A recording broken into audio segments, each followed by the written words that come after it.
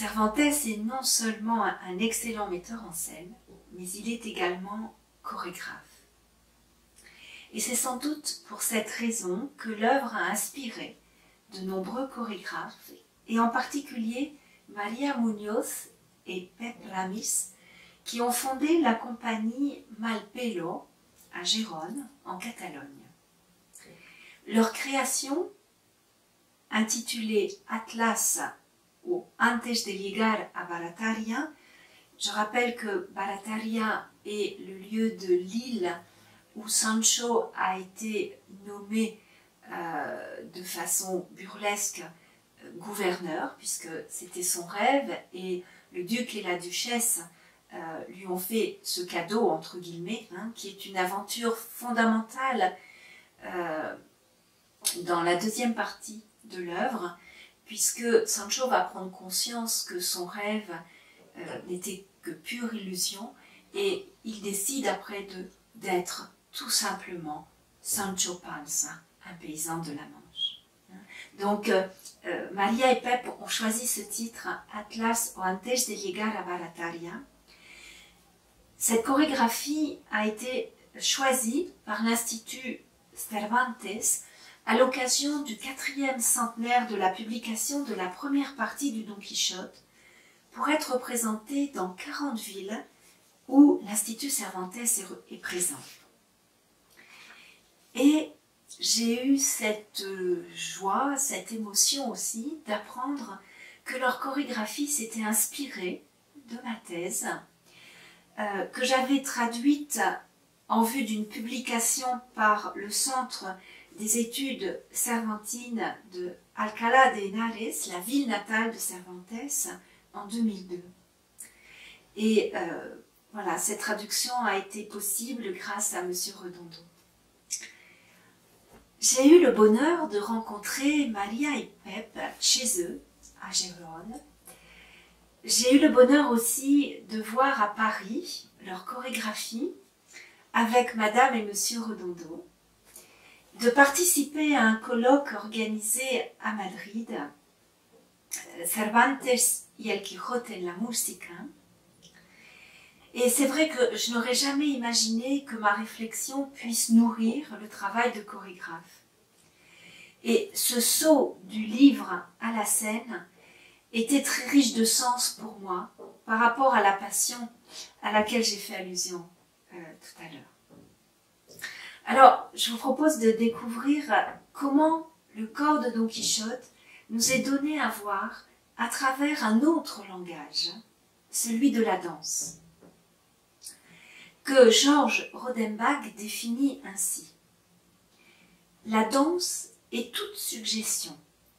C'est ainsi qu'elle est le plus suprême des poèmes. Poèmes de plastique, de couleurs, de rythme, où le corps va s'écrire. Il se va et vient entre le texte, entre l'écriture et la danse. Voilà, je trouve que c'était approprié ici. Si pour Maria, la danse, et là je la cite, Maria est chorégraphe, mais également philosophe. Donc je la cite. La danse est l'urgence de se mettre à rêver, ressenti dans le corps. C'est le mouvement qui émerge avec force. On comprend son intérêt pour le héros cervantin. Et voilà comment les deux chorégraphes rendent compte de leur projet. Donc là, je les cite. En partant de la situation dramatique de deux personnages, deux interprètes masculins sur scène, nous ne cherchons pas à représenter les protagonistes de l'œuvre de Cervantes, mais plutôt à souligner le contraste entre la présence réelle des interprètes sur scène et un monde factice dans lequel, incarnant le même personnage, ils évoluent pour construire ensemble la vision polyédrique d'une personnalité et d'une corporalité complexe.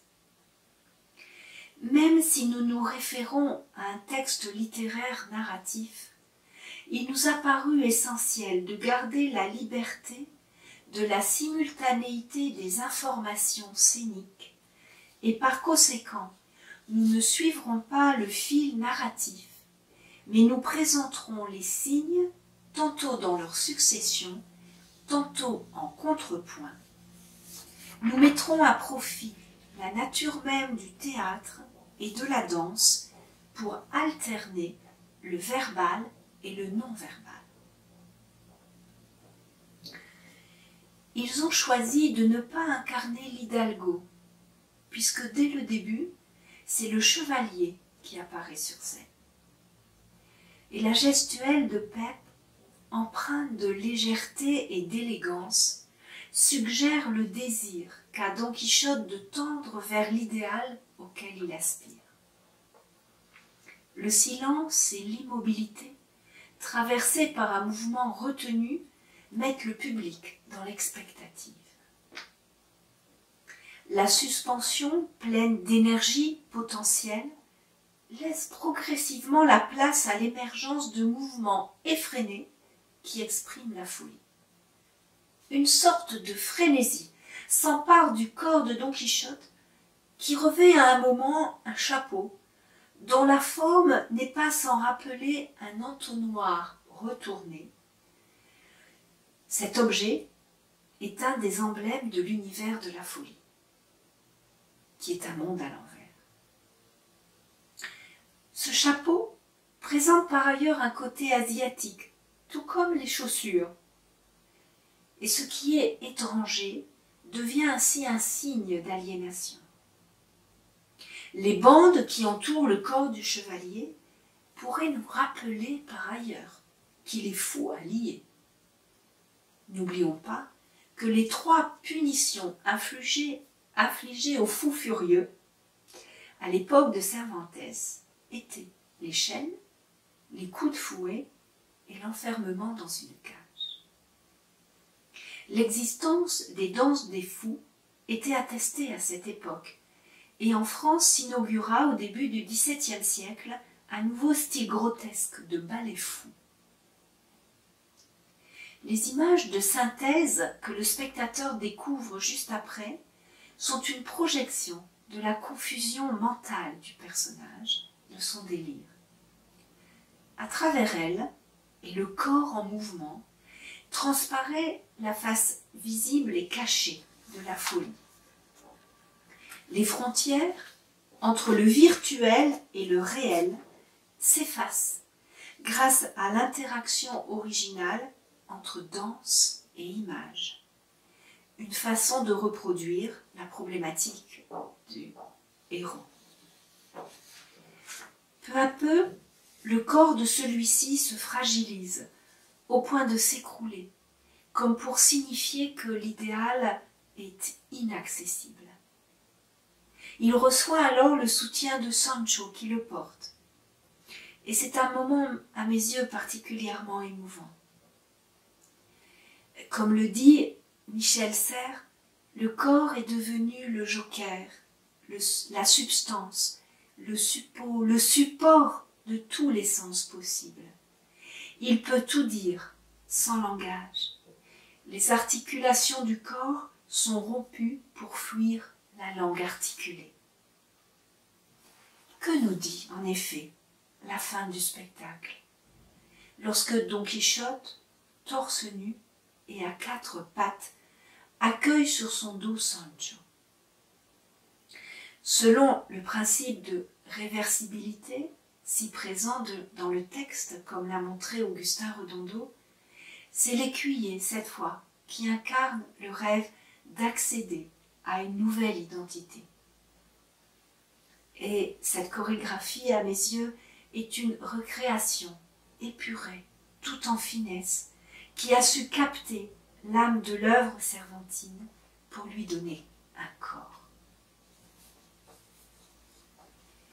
C'est un exemple parmi tant d'autres de la fécondité de ce livre qui a donné naissance à d'innombrables œuvres artistiques dont le domaine pictural, théâtral, cinématographique et bien sûr littéraire. L'ouvrage de Jean Canavaggio, Don Quichotte du livre au mythe 4 siècles d'errance, qui a été publié chez Fayard en 2005, en est une remarquable illustration. Et je me suis intéressée à l'adaptation cinématographique de Manuel Gutiérrez Aragon, qui réalisa en 1992 une série télévisée d'une durée de 5h30, donnant à voir la première partie de l'œuvre. Et en 2002, il réalisa un film sur la deuxième partie. J'ai été associée en tant que conseillère littéraire à la création théâtrale Mon Quichotte d'Agnès Sajaloli, et ce fut aussi une très belle expérience. Et une autre expérience où les étudiants ont été associés, pour moi cela fut une grande joie, et la mise en perspective du texte cervantin et des illustrations de Miguel Rep, dessinateur et humoriste argentin, qui ont été reproduites dans l'édition du Don Quichotte de José Manuel Lucía Mejías, que voici, qui est un très bel ouvrage, paru en 2010. Alors, oh là là, les feuilles tombent. Voilà, je vais pouvoir vous montrer quelques illustrations. Il y en a 260.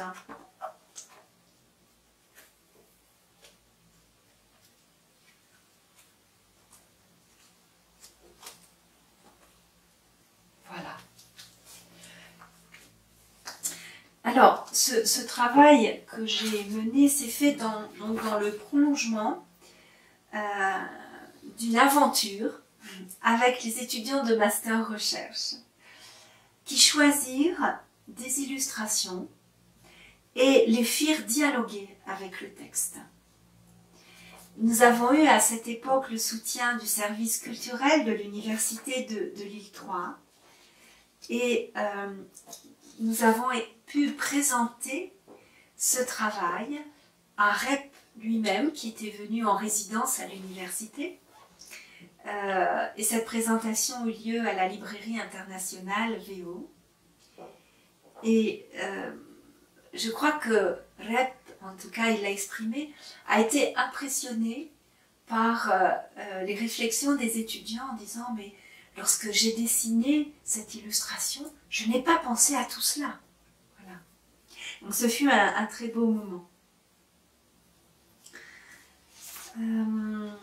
Alors toutes ces recréations sont bien sûr, et là je n'en cite que quelques-unes, sont des signes de la richesse de l'œuvre cervantine, et finalement pour moi ce sont avant tout des hommages à Cervantes, et elles invitent à un retour au texte. Et j'aimerais que ces quelques réflexions vous amènent à le lire ou à le relire. Dans le prolongement de ma thèse, j'ai pu approfondir aussi certains thèmes, comme celui des perceptions sensorielles qui conditionnent le rapport au monde. Et j'ai pu mettre en évidence que Don Quichotte contemplait le monde avec les yeux de la fiction chevaleresque et qu'il ne pouvait voir la réalité que déformée à travers le filtre de sa volonté d'être un autre, c'est-à-dire d'être un chevalier. Et c'est ainsi qu'il prenait les moulins pour des géants, une auberge pour un château, et les exemples pourraient être multipliés. Au chapitre 21 du livre de 1605, nous pouvons lire « Il avait une forte propension à toujours rapporter ce qu'il voyait aux extravagances de ses livres et au délire de son imagination. » Pour autant, ses facultés sensitives n'étaient pas déficientes, ce qui expliquait une évolution sensible dans le livre de 1615, où il était de plus en plus en mesure de contempler la réalité. Ceci en raison de l'évolution de la mélancolie qui passait d'une mélancolie causée par la chaleur, à une mélancolie beaucoup plus froide et donc à une tristesse. Sancho, quant à lui, au contact de son maître, au fil de la deuxième partie de l'œuvre, pouvait s'affranchir de ses perceptions sensorielles, auxquelles il était très fidèle, et c'est en se basant sur ses perceptions sensorielles qu'il ramenait souvent son maître à la réalité. Et on peut constater donc que Sancho, peu à peu, laisse libre cours à son imagination. Et c'est le cas en particulier dans l'épisode où il est sur le cheval de bois, Clavileño. Alors, il m'a paru aussi intéressant de regarder comment Alonso Fernández de Avellaneda, c'est-à-dire l'auteur apocryphe, mettait en scène le corps. Et j'ai pu mettre en évidence que la gestuelle de Don Quichotte faisait de lui un pantin aux mains de personnages qui le tournaient en dérision. C'est-à-dire que nous n'avons pas du tout la même prise en compte du corps et pas du tout on n'a pas autant de subtilité dans l'écriture du corps. Et en même temps, je crois que cette œuvre a sans doute permis à Cervantes de faire des merveilles dans la deuxième partie. Il a montré qu'en libérant ce qui avait été figé dans les pages d'Avellaneda, il avait réussi à donner un nouveau souffle à sa création en faisant preuve d'une liberté extraordinaire. Alors, j'ai été amenée aussi à revenir sur la présence de la violence, en m'appuyant cette fois sur le concept de bouc émissaire, développé par René Girard dans ses livres « Le bouc émissaire et la violence et le sacré ». Et j'ai pu mettre en lumière en quoi les différentes manifestations de la violence dans l'œuvre pouvaient être le signe de la fonction sacrificielle attribuée au chevalier, et en quoi il serait possible de voir à travers le héros une projection du vécu personnel de l'auteur.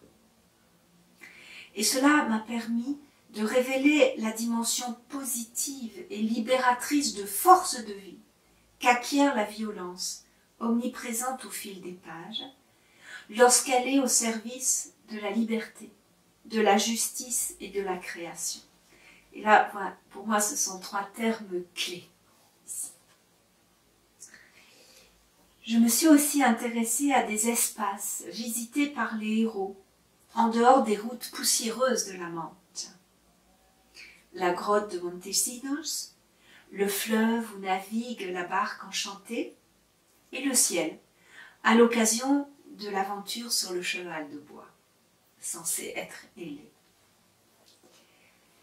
À partir de la symbolique des espaces souterrains, aquatiques et aériens, étudiés respectivement par Mircea Eliade, Gaston Bachelard et Jacques Lacarrière, j'ai montré comment se tissait entre ces aventures un réseau d'opposition et d'inversion entre eux, haut et bas, ciel sous terre, paradis et enfer, réalité et rêve, vérité et mensonge. Et j'ai pu mettre également en évidence comment Cervantes modifiait la fonction que ces espaces avaient dans les romans de chevalerie pour les transformer en étapes sur le chemin initiatique qui mènerait Don Quichotte à la raison. En fin de compte, ces espaces visités par le héros, qui ont été créés à partir de multiples sources littéraires et folkloriques, se réduisaient à l'espace même du texte. Et un autre espace a joué un rôle également important au fil de l'œuvre, c'est la chambre. Curieusement, on imagine Don Quichotte voilà, sur ces routes. Et puis cet espace de la chambre, qui est un lieu fermé, réservé à l'intimité, est en fait au cœur de plaisanteries, de bourles, au cœur de violences, d'affrontements, moins héroïques qu'érotiques, de rencontres. Et en particulier de rencontres avec les lecteurs du livre apocryphe et même d'un personnage de ce livre, qui amène Don Quichotte à affirmer son identité. Et le roman se termine dans la chambre du chevalier, où il meurt, après avoir renoncé à sa folie et repris son identité d'Hidalgo. Et voici ses dernières paroles.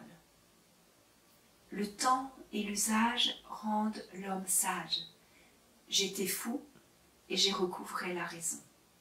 J'étais Don Quichotte la Manche et je suis redevenu Alonso Quixano le bon. Il faudrait sans doute développer cette question essentielle de l'identité et mettre en lumière le caractère novateur de l'écriture cervantine, à la fois en tant que creuset d'autres genres narratifs et en raison de sa dimension métalittéraire. Pour terminer, je citerai la présentation de l'œuvre pour un colloque qui a eu lieu à Paris en 2005. Don Quichotte n'est pas seulement une pièce fondatrice d'un genre littéraire foncièrement moderne, le roman, mais un voyage aux strates les plus profondes de la vie et de l'expérience humaine. C'est de là que naît sa portée littéraire, autant que philosophique, sa capacité à générer des questions et des interrogations, ainsi qu'à émouvoir et divertir tout au long des générations. Don Quichotte est un classique, car il est littérature d'aujourd'hui. Interrogation sur la condition humaine dans le jeu de miroir qu'est le présent. Et c'est sans doute pour toutes ces raisons que cette œuvre est passionnante. Et pour conclure, je voudrais rendre hommage à Monique Joly et à Augustin Redondo, qui ont été des maîtres pour moi. Et je suis extrêmement reconnaissante à M. Redondo de son soutien. Je n'oublie pas Michel Moner, Jean Canavaggio et José Manuel Martín Morán, qui enseigne à l'université de Toulouse, que j'ai connu aussi grâce à M. Redondo, qui est un peu mon parrain dans le domaine de la recherche.